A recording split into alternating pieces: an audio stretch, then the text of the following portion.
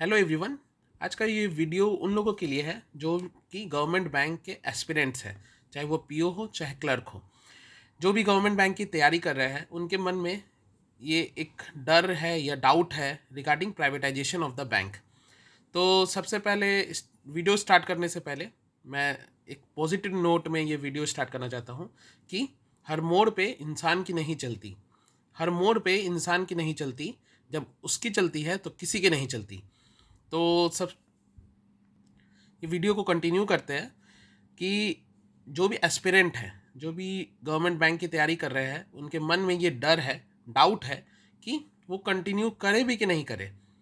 क्योंकि काफ़ी ज़्यादा अब इलेक्शन आया है, ये न्यूज़ घूम रहे हैं कि बैंक्स प्राइवेटाइजेशन या प्राइवेटाइजेशन पे गवर्नमेंट क्या स्टैंड लेती है।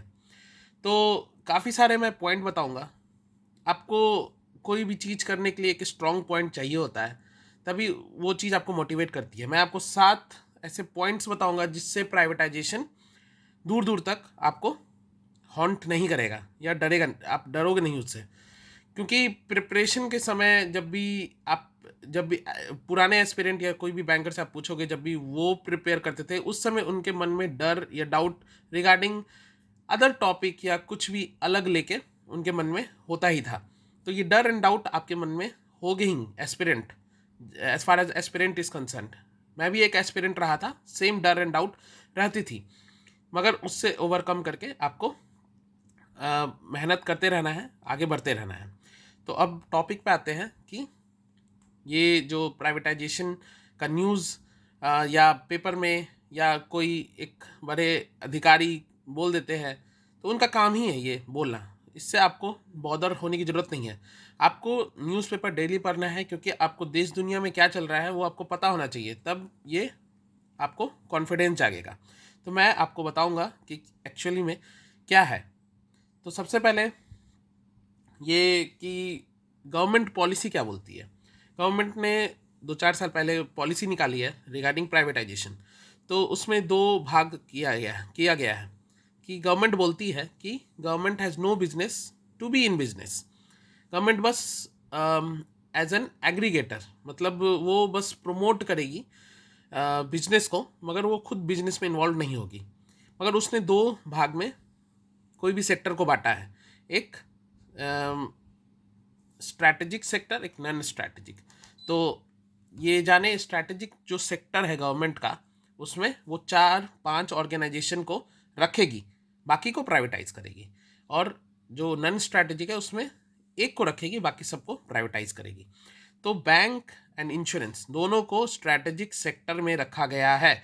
मतलब 4-5 ऑर्गेनाइजेशन, बिग ऑर्गेनाइजेशन एग्जिस्ट करेगी ही करेगी, इवन इट इज़ 2047 या 2050 हो, ये 4-5 ऑर्गेनाइजेशन एग्जिस्ट करेगी एज पर दिस पॉलिसी। तो ये तो आपको माइंड में रखना है कि आप प्रिपरेशन चालू रखो, क्योंकि वो बिग ऑर्गेनाइजेशन ही आपको ज़्यादा वैकेंसीज देती है। अब दूसरा कि गवर्नमेंट कभी नहीं बोली है कि वो बाकी बैंकों को प्राइवेटाइज कर देगी। गवर्नमेंट ये बोलती है कि उसके पास ऑप्शंस है, गवर्नमेंट ओपन है बाकी बैंकों को मर्ज करने के, क्योंकि गवर्नमेंट चाहती है कि बिग ऑर्गेनाइजेशन ही एग्जिस्ट करे। तो जितने छोटे छोटे बैंक हैं उसको वो आराम से कोई बड़े बैंक में मर्ज कर सकती है, क्योंकि ये सेम काम 2020 में गवर्नमेंट ने सक्सेसफुली करके दिखाया है, और इससे काफ़ी ज़्यादा फ़ायदा एम्प्लॉयज़ को भी हुए हैं और गवर्नमेंट को भी हुई है, क्योंकि कॉस्ट सेविंग हुई है, ऑर्गेनाइजेशन को ओवरऑल फ़ायदा हुआ है, कॉस्ट सेविंग हो गया, और जो पर्क्स एंड अलाउंस थे वो भी बढ़े हैं सारे स्टाफ के। तो बड़ी बैंक होने का ये सबसे बड़ा फ़ायदा है। तो जो छोटी बैंक है उसको आराम से मर्ज किया जा सकता है, क्योंकि पहले भी ये गवर्नमेंट ने करके दिखाया है। गवर्नमेंट कोई भी डिसीजन लेने से पहले हर एक स्टेक होल्डर्स का सोचती है। तो ये सबसे बेस्ट ऑप्शन होगा अगर गवर्नमेंट सोचती भी है कि छोटे बैंकों को बड़े बैंकों में मर्ज कर दिया जाए। इस पर काफ़ी सारे कमिटीज़ भी बैठी थी, जो एक बाहर आउट हुआ था, उसके बाद फिर उसको गवर्नमेंट को चेंज करना पड़ा, क्योंकि उसमें ये ऐसा कुछ लिखा हुआ था कि यूनियन बैंक में बैंक ऑफ महाराष्ट्र और सेंट्रल बैंक शायद मर्ज हो जाए। तो ऐसा कुछ रिपोर्ट निकल के आई थी। तो बाद में जब सबने इसको सर्कुलेट कर दिया, सब इधर उधर भेज दिए, शेयर कर दिया, तो गवर्नमेंट इसको चेंज की। तो ये सब भी बिहाइंड द कर्टेंस चलता रहता है, जो कि आम जनता को पता नहीं चलेगा। आप मगर आपको प्रिपरेशन चालू रखना है। अब दूसरा बात मैं बताऊंगा कि एक आईडीबीआई के प्राइवेटाइजेशन पे गवर्नमेंट काफ़ी दिनों से प्रयास कर रही है। तो किसी भी चीज़ को बेचना या किसी को देना इतना आसान होता नहीं है। अब एयर इंडिया का प्राइवेटाइजेशन अभी हुआ जाके 2000 से ये कोशिश किया जा रहा था, क्योंकि जबकि उसकी वैल्यूएशन आप 50,000 करोड़ मान के चलिए या उसी के आसपास थी एयर इंडिया का। अब बाकी बैंकों के आप देखेंगे तो वो तो लाख करोड़ों में है। तो इतना आसान नहीं होता है प्राइवेटाइजेशन करना। एयर इंडिया तब जाके हुई थी, अब जाके हुई है। 2000 से बात चल रही थी, तो अब जाके हुई है।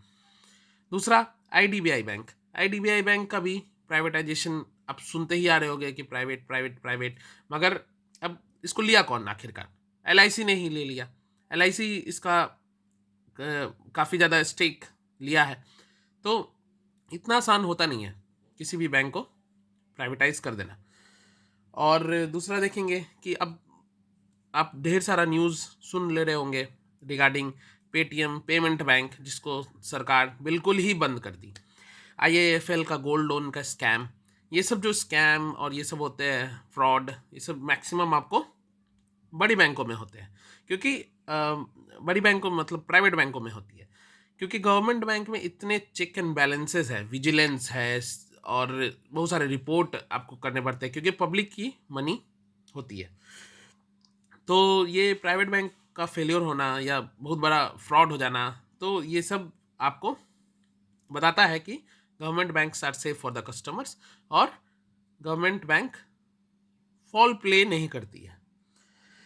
दूसरा, गवर्नमेंट के जितने सारे स्कीम्स हैं, चाहे वो प्रधानमंत्री जनधन अकाउंट हो या स्वनिधि लोन हो या कोई भी तरह का गवर्नमेंट स्कीम हो, उसको बस गवर्नमेंट बैंक्स ही प्रमोट करती है, क्योंकि उसको देने में प्राइवेट बैंकों का कोई फ़ायदा है नहीं, मगर गवर्नमेंट बैंक उसको ज़्यादा से ज़्यादा प्रमोट करती है, क्योंकि we are the government representative, we are the government agent, जिसमें हम लोग गवर्नमेंट की जो सर्विस है उसको जनता तक पहुंचानी है। तो ये गवर्नमेंट बैंक्स, वर्कलोड भी इसके कारण गवर्नमेंट बैंक्स का के एम्प्लॉय का काफ़ी ज़्यादा होता है, क्योंकि वो गवर्नमेंट सर्विसेज को मास तक पहुंचाती है। अदर पॉइंट है यूएफबीयू। अब जितने एसोसिएशन थे, जितने बैंक में यूनियंस थी, सब मिलके एक कंबाइंड यूनियन बना दी है, just because of stop privatisation. ये है United forum of banking union. अब कुछ भी अगर ऐसा न्यूज़ आता है तो ये सारे यूनाइटेड खड़े हो जाते हैं, जिसमें आपके 10 से 15 लाख एम्प्लॉयज़ हैं, और ये सारे यूनियंस हैं जो कि अगर एक दिन भी स्ट्राइक कॉल या काम रोकते हैं तो बहुत बड़ा पूरे देश को नुकसान होता है, क्योंकि सब कुछ अब बैंकिंग और फाइनेंशियल से जुड़ी हुई है। तो ये UFBU is a backbone to the banking industry for the employees. और सबसे इम्पॉर्टेंट पॉइंट है लार्जेस्ट जॉब गिवर्स। ये अभी इतने सारे प्रधानमंत्री ने जॉब मेला लगवाया या जॉब बांटे, उसमें मैक्सिमम जॉब आपको बैंक वाले को ही दिया गया है। तो ये नंबर दिखाने के लिए कि गवर्नमेंट जॉब दे रही है, गवर्नमेंट जॉब दे रही है, तो ये बैंकिंग उसमें सबसे आगे है। तो ये सब पॉइंट अगर आप कंसीडर करें तो ये आपको मोटिवेट करेगा कि एग्ज़ाम का प्रिपरेशन करते रहे, और चॉइस जो आप बैंकों का देंगे वो बड़ी बैंकों का ऊपर दे, क्योंकि छोटी बैंक उसमें अल्टीमेटली मर्ज हो सकती है, तो वो आपके लिए ही फ़ायदे का है। So that's it. और प्रिपरेशन चालू रखें, करते रहे, और आई होप आपका सिलेक्शन हो और सब खुश हो। So that's it. Thank you.